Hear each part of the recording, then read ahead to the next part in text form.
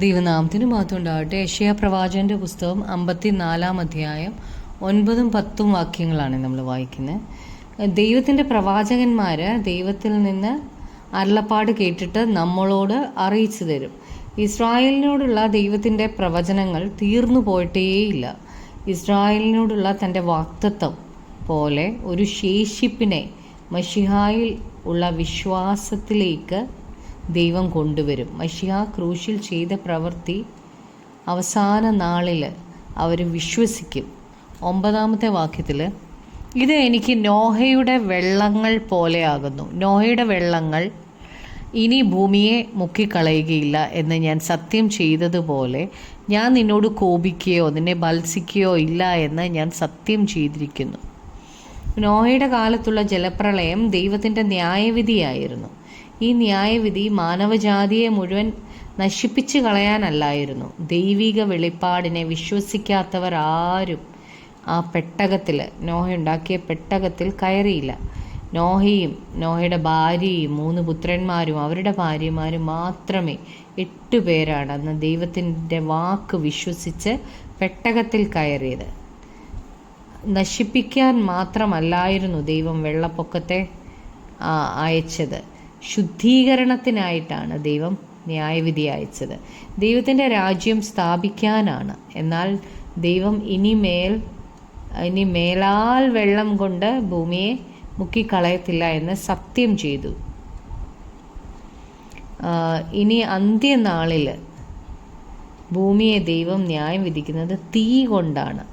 തീ ശുദ്ധീകരിക്കാനാണ് ഉപയോഗിക്കുന്നത്. ദൈവത്തിന് തൻ്റെ ആഗ്രഹം പോലെ ഈ ഭൂമിയെ ആക്കാനാണ് ഇങ്ങനെ ചെയ്യുന്നത്. തീ കൊണ്ട് ഭൂമിയെ ശുദ്ധീകരിക്കുന്നത്. വെള്ളം ഇനി ഭൂമിയെ മുക്കിക്കളയുകയില്ല എന്ന് സത്യം ചെയ്യുന്നത് പോലെ തന്നെ ദൈവം ഇനി ഇസ്രായേലിനോട് കോപിക്കുകയില്ല എന്നും സത്യം ചെയ്യുകയാണ്. ഇസ്രായേലിൻ്റെ ശേഷിപ്പിനെ രക്ഷിച്ച് അവരും ദൈവം തൻ്റെ രാജ്യം സ്ഥാപിക്കുന്നതിൽ അവരെയും ഉൾപ്പെടുത്തും എന്നാണ് ദൈവം പറയുന്നത്. ദൈവത്തിൻ്റെ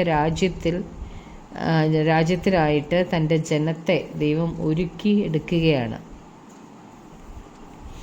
ഇസ്രായേലിന് വലിയ മാറ്റം വരും. എന്നാൽ ഇസ്രായേലിന് മാറ്റം വരാതെ ദൈവത്തിൻ്റെ രാജ്യം സ്ഥാപിക്കപ്പെടത്തില്ല.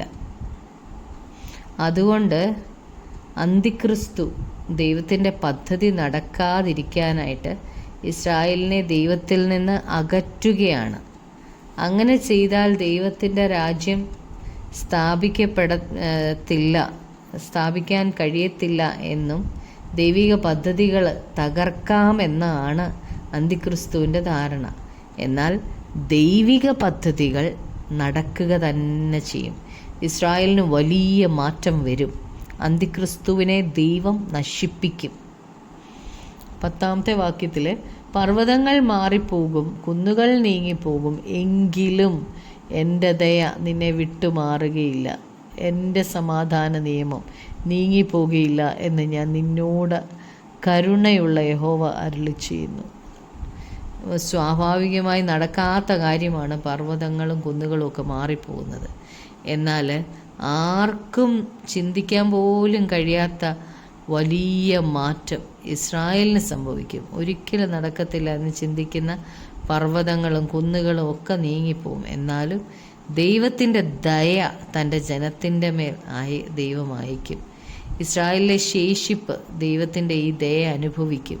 ലോകത്തിലുള്ള സകല വിശ്വാസികളോടും ദൈവം ഈ ദയ കാണിക്കും.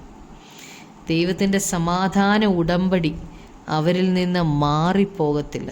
ദൈവഹിതത്തിന് മാത്രമേ നമുക്ക് സമാധാനം തരാൻ കഴിയത്തുള്ളൂ. ദൈവത്തോടുള്ള ഉടമ്പടി ബന്ധത്തിൽ നിലനിന്നെങ്കിൽ മാത്രമേ നമുക്ക് ഈ സമാധാനത്തിൽ ആയിരിക്കാൻ കഴിയത്തുള്ളൂ. ഇത് പറയുന്നത് എപ്പോഴും കരുണയുള്ള ദൈവമാണിത് പറയുന്നത്.